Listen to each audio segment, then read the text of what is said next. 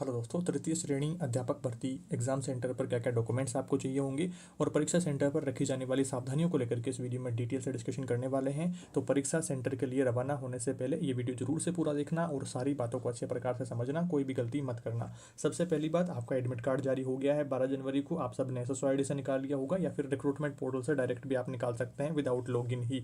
तो आपने अपना एडमिट कार्ड प्रिंट करवा लिया होगा। जिन्होंने नहीं करवाया है तो जरूर से आप लोग PDF तो सेव अभी ही कर लेंगे, क्योंकि कल परसों 4th ग्रेड का रिजल्ट आ रहा है तो साइट पर ट्रैफिक ज़्यादा रहेगा और अभी OTR भी अपडेट हो रहे हैं, तो ऐसे में वैसे भी ट्रैफिक ज़्यादा है। तो आपको अपना एडमिट कार्ड जल्द से जल्द प्रिंट करके रख लेना है। प्रिंट कितनी कॉपी करनी है, तो एक कॉपी ही आपको चाहिए होगी। अगर आप गवर्नमेंट बस से ट्रेवल कर रहे हैं तो 2 कॉपीज रखना। नॉर्मली तो वो आपके रोल नंबर से ही आपका टिकट बना करके दे देंगे। हो सकता है कि आपकी एक कॉपी उनको भी रखनी पड़ जाए, तो 2 कॉपी आप प्रिंट करवा लेंगे। और ये रंगीन करवाने की ज़रूरत नहीं है, ब्लैक एंड वाइट कॉपी ही आपको करवानी है। अपना नाम, माता पिता का नाम और जन्म तिथि अच्छे प्रकार से उसमें चेक कर लीजिए। कोई भी मिस्टेक रहती है तो आप बोर्ड से संपर्क करके उनमें अपडेट करवा सकते हैं। और कोई भी गलती है तो परीक्षा के बाद में उसमें सुधार का मौका आपको बाद में भी मिलेगा, तो कोई भी टेंशन लेने वाली बात नहीं है। काफ़ी स्टूडेंट के परीक्षा के जो फोटो के नीचे आपके सिग्नेचर हैं खुद के नहीं आए हैं, ई-मित्र की गलती से किसी और का सिग्नेचर आ गए हैं। कुछ स्टूडेंट के फोटो 2 आनी चाहिए बट एक ही फोटो आ रही है, तो ऐसे स्टूडेंट्स को भी टेंशन नहीं लेनी है। आपकी खुद की सारी डिटेल्स, आपको जो डॉक्यूमेंट साथ लेकर के जाने हैं तो उनसे आपका काम हो जाने वाला है। कोई भी टेंशन लेने वाली बात है नहीं। और एक बात आपको और ध्यान रखनी है कि एडमिट कार्ड को प्रिंट के लिए क्लिक करते हैं तो 4 पेज प्रिंट के लिए आते हैं। पहले पेज में तो आपकी फ़ोटो और एग्ज़ाम सेंटर डिटेल्स और आपकी जनरल डिटेल्स, वो सारी चीज़ें आती है। और बाद के जो 3 पेज हैं उनमें आपको एग्ज़ाम के लिए इंस्ट्रक्शंस मेंशन करे हुए हैं, तो उनकी ज़रूरत नहीं है। आपको मेन जो पेज है जिसमें आपकी फ़ोटोज़ हैं, एग्ज़ाम सेंटर डिटेल्स हैं, आपकी जो जनरल डिटेल्स हैं, वो सारी चीज़ें हैं, तो वही वाला पेज चाहिए। एक आपको पेज वो चाहिए। बाकी जो इंस्ट्रक्शंस वाले पेज है उनकी ज़रूरत नहीं है, तो उनको प्रिंट मत करवाना आप लोग। और एक सवाल आपका यहाँ पर ये भी रहेगा कि भैया हमने तो डायरेक्ट ही एडमिट कार्ड निकाल लिया है, तो क्या अब हमें OTR अपडेट करने की ज़रूरत है या बाद में कर लेंगे? तो अभी आपको OTR की कोई ज़रूरत नहीं है। लॉगिन करके आप निकालते हैं। जिनको एप्लीकेशन नंबर नहीं पता है तो उनको तो अपडेट करके फिर थंब इम्प्रेशन वो डाल करके फिर ही करना पड़ेगा। बट जिन्होंने एडमिट कार्ड डायरेक्ट निकाल लिया है तो उनको अभी कुछ नहीं करना है। बाद में जब आप LDC का फॉर्म भरेंगे या किसी और वैकेंसी का फॉर्म भरेंगे तब आपको SSO लॉगिन की ज़रूरत पड़ेगी, तो फिर आपको अपडेट करना वहाँ पर ज़रूरी हो जाएगा। तो अभी अपडेट करने की ज़रूरत नहीं है। अभी आप अपने एग्ज़ाम पे फोकस करिए।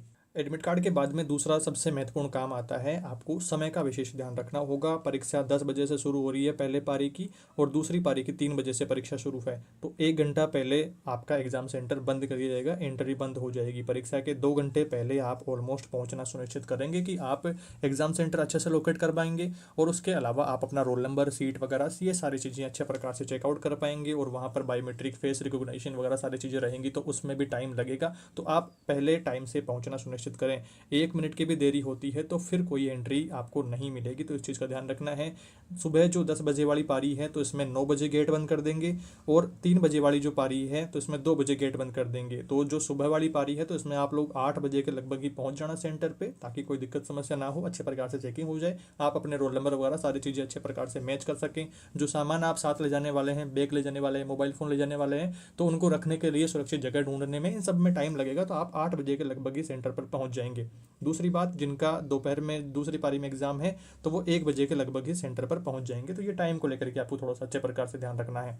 अगली महत्वपूर्ण बात ड्रेस कोड को लेकर के आती है। सादा जीवन और उच्च विचार अपने दिमाग में इस प्रकार की भावनाएं रखनी है। कोई भी फैशनेबल कपड़े नहीं पहनने हैं और जींस भी नहीं पहनना है। जींस में जो मेटेलिक बटन रही है सारी चीज़ें रहती है, तो उन चक्कर में फिर आपकी थोड़ी सी टेस्टिंग जांच ज़्यादा हो सकती है। तो इस चीज़ को ध्यान रखना है कि इनको आपको अवॉइड करना है। सादा कपड़े पहनना है, नॉर्मल टी-शर्ट या शर्ट पहन सकते हैं, नॉर्मल पैंट पहने, या फिर पजामा लोवर आप पहन सकते हैं जिसके बटन ना हो। जो मेटेलिक बटन है, प्लास्टिक वाला बटन चल जाएगा, मेटेलिक बटन नहीं होना चाहिए। जींस और टाइट कपड़े बिल्कुल वर्जित रहेंगे। और कोई अपवादित 1-2 लोग जो पहन करके आएंगे तो उनकी गहन तलाशी के बाद में फिर आपको एंट्री दी जाएगी। तो इस चीज़ को समझना है कि आपको ऐसे किसी लफड़े में नहीं पड़ना है कि आपकी ज़्यादा टेस्टिंग हो, ज़्यादा जांच हो, तो फिर एग्जाम का प्रेशर और फिर ये सारी टेंशन है, तो थोड़ा सा दिमाग डिस्टर्ब हो सकता है। तो ज़रूरी है कि थोड़ा सा सावधानी बरतें और सिंपल साधारण कपड़े पहन करके जाएं। ड्रेस कोड को अच्छे से समझते हुए पहले पुरुष अभ्यर्थियों की बात करते हैं। तो यहाँ पर आप लोग देखेंगे हाफ बाजू और फुल बाजू की शर्ट, टी-शर्ट आप लोग पहन सकते हैं। पैंट और पजामा पहन सकते हैं जिसमें मेटेलिक बटन्स नहीं होने चाहिए, नॉर्मल प्लास्टिक वाले बटन चलेंगे। हवाई चप्पल पहन सकते हैं, जूते पहन सकते हैं, स्लीपर आदि पहन सकते हैं। जीन्स नहीं पहननी है, फुल बाजू शर्ट भी चलेगा क्योंकि सर्दी थोड़ी ज़्यादा है, तो उस चक्कर में नई गाइडलाइंस के तहत ये बताया गया है कि फुल बाजू शर्ट भी आप लोग पहन सकेंगे, स्वेट शर्ट वगैरह वो सारी चीज़ें पहन सकेंगे, बट उनमें मेटेलिक बटन नहीं होने चाहिए जो आपका स्वेटर है तो उसमें। और जूते पहन सकेंगे और बेल्ट नहीं लगा सकेंगे। तो जूते आप लोग पहन सकेंगे, कोई टेंशन वाली बात नहीं है, बट बेल्ट आपको अवॉइड करना है।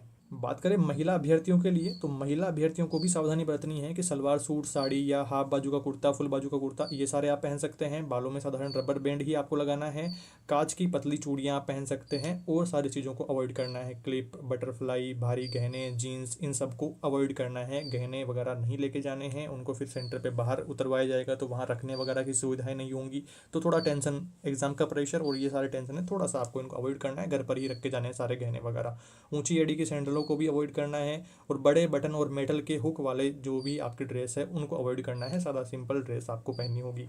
और जो कोई भी ड्रेस आप पहने उसमें सबसे महत्वपूर्ण बात है कि मेटेलिक बटन नहीं होने चाहिए, प्लास्टिक वाले बटन हो तो कोई दिक्कत आपको नहीं रहने वाली है। अगला बिंदु आएगा अपने सर्दियों के कपड़ों को लेकर के। सर्दी थोड़ी ज़्यादा है, शीतलहर का थोड़ा सा यहाँ पर गाइडलाइंस दी गई है। आज के न्यूज़पेपर में भी इस बारे में आई थी कि 40 शीतलहर तेरे शहर देख ले, या मौसम भी हो या कति जहर देख ले, तू काड़ के रजाई मत पैर देख ले, या मौका ना मिलेगा बार बार।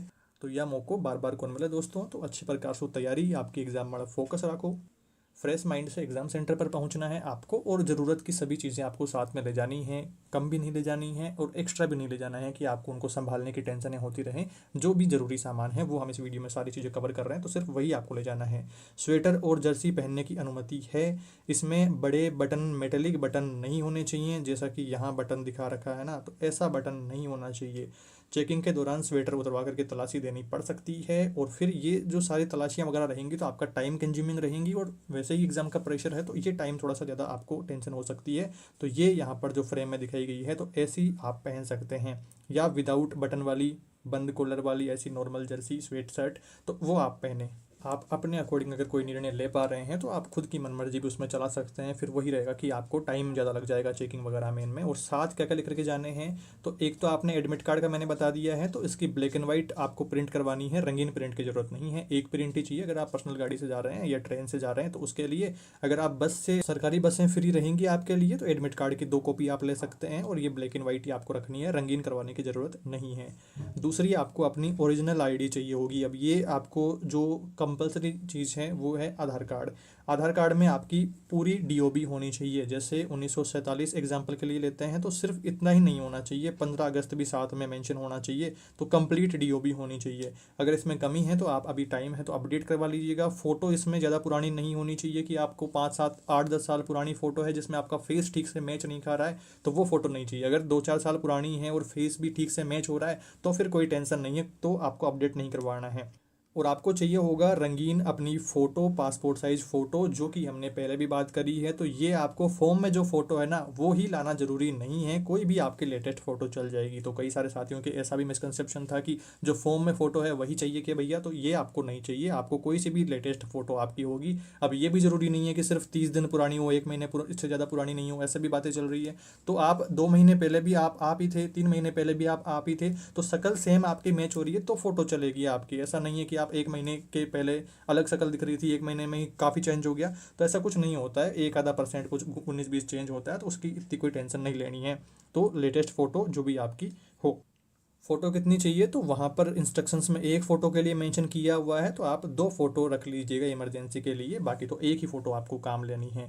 और नीला बाल पारदर्शी पेन, नीला पारदर्शी बाल पॉइंट पेन जो कि स्क्रीन पर दिख रहा है, इस तरह का पेन लेना है जिसमें रिफिल आर पार दिख रही हो। ट्रांसपेरेंट पेन होना चाहिए। ये स्क्रीन पर आपको पेन दिख रहा है, हर एक पेज पर पेन तो दिख रहा है भाई साहब, स्लाइड खतरनाक बनी है, यहाँ पर पेन आपको हर स्लाइड पे देखने को मिल रहा है। तो ये वाला पेन, इस तरह का पेन आपको यूज करना है जो ट्रांसपेरेंट हो। आधार कार्ड को लेकर के जो मैंने आपको बातें बताई थी, तो विशेष आपको यहाँ पर ध्यान रखना है कि जो आपके डीओबी है ना, तो वो कंप्लीट इस प्रकार की होनी चाहिए। पूरी जन्म तिथि होनी चाहिए, जैसे कि एग्जांपल आप यहाँ पर देख लीजिए, तो आधी अधूरी है तो आप उसे अपडेट करवा लेंगे। अगर अपडेट नहीं हो पा रही है अभी, तो आप 10th की मार्कशीट या आपका वोटर ID कार्ड, ऐसे डॉक्यूमेंट्स भी आप साथ रखेंगे। ओरिजिनल की बात यहाँ पर हो रही है, सारे डॉक्यूमेंट ओरिजिनल लेकर के जाने हैं। अगर यहाँ डीओबी में कोई भी गड़बड़ है तो आपको 10th की मार्कशीट या वोटर कार्ड, ऐसे डॉक्यूमेंट आप साथ रखेंगे, वो भी ओरिजिनल, तो फिर कोई दिक्कत आपको नहीं रहेगी। अगर आधार में केवल साल है तो प्रवेश नहीं मिलेगा, तो वहाँ पर इशू आ सकता है। प्रवेश मिलेगा पर वो गहन जांच रहेगी, सारे डॉक्यूमेंट चेक करेंगे, और उनमें फिर टाइम कंज्यूमिंग चीज़ें ज़्यादा रहेंगी, एग्जाम का प्रेशर और फिर ये टाइम कंज्यूमिंग, तो टेंशन ज़्यादा बढ़ जाएगी। तो उस चीज़ को ध्यान रखना है। सॉल्यूशन क्या है? Pan card, voter ID, driving licence आदि आप साथ ले जाएं और ओरिजिनल लेकर के जाने हैं। फोटोकॉपी मान्य नहीं होगी, ओरिजिनल ओनली। ये बात क्लियर हो गई है। पेन कैसा होना चाहिए, इसको लेकर के मैंने आपको बता ही दिया है कि ऐसा पेन होना चाहिए पारदर्शी, ट्रांसपेरेंट। ऐसा पेन बिल्कुल नहीं चलेगा जो अपारदर्शी हो, तो आपको इसमें ध्यान रखना है। और नीला बॉल पॉइंट पेन ही लेकर के जाना है। जेल पेन, पेड़, गत्ता, ज्योमेट्री बॉक्स आदि सामान आपको नहीं लाने हैं। और क्या क्या नहीं लाना है, तो घड़ी भी नहीं पहननी है, मोबाइल भी नहीं लाना है। तो ये एग्जाम सेंटर लोकेट करने के लिए मोबाइल तो आप लेकर के ही जाएंगे, पर आप ठीक समय से पहुंचेंगे तो इसको, मोबाइल को सुरक्षित जगह पर रखने के लिए भी आपको जगह ढूंढनी पड़ेगी, तो वो आप थोड़ा टाइम से एग्जाम सेंटर पर पहुंच जाएंगे। और कैलकुलेटर आप साथ में नहीं ले जा सकते, पानी की बोतल भी नहीं ले जा सकते। सर्दी ज़्यादा है तो बॉडी पानी कम ही मांग रही है इस वक्त, तो पानी की ज़रूरत वैसे भी नहीं पड़ेगी। केंद्र पर सामान रखने की जिम्मेदारी, कीमती सामान घर पर ही छोड़ करके जाएं, जिम्मेदारी उनकी नहीं होगी। वैसे जनरली सेंटर पर आपको सुविधा दी जाती है सामान रखने की, तो टेंशन नहीं लेनी है। और कोई भी आप साथ सामान ले जा रहे हैं, जैसे एक्स्ट्रा स्वेटर या कंबल वगैरह, तो उसके लिए आप बैग जरूर साथ में ले जाएं, ताकि वो बैग में समेट करके रख दें और फिर एक ही जगह पर आप उनको सुरक्षित रख पाएँ, ज़्यादा आपके साथ में सामान ना फैला हुआ हो। तो इस चीज़ का भी ध्यान रखेंगे कि आप ठीक से ट्रैवल कर सकें। अब हम दोस्तों बात करते हैं प्रवेश प्रक्रिया, जो एग्ज़ाम की एंट्री जो प्रोसेस रहेगी, और सिक्योरिटी को लेकर के क्या क्या सारे काम रहेंगे। तो गहन तलाशी, फ्रिस्किंग रहेगी, वेरिफिकेशन बायोमेट्रिक के लिए कह रहे हैं तो ये किया जाएगा। और एक से अधिक फॉर्म भरने वाले और फर्जी अभ्यर्थी, उनको यहाँ पर पहले से ही पुलिस कार्रवाई के तहत उनको पहले तो डीबार कर दिया गया है। आरएसएसबी की एक लिस्ट जारी करी गई थी L1 L2 दोनों की, जो कि मैंने आपको टेलीग्राम चैनल पर शेयर कर दी थी। तो काफ़ी सारे स्टूडेंट को डीबार किया गया है पहले से ही, तो वो अब ना तो इसमें एलिजिबल है ना आगे कोई फॉर्म भर सकते हैं। तो ऐसे जो स्टूडेंट है तो उनको यहाँ पर डीबार किया जाएगा और उनके खिलाफ कार्रवाई करी जाती है।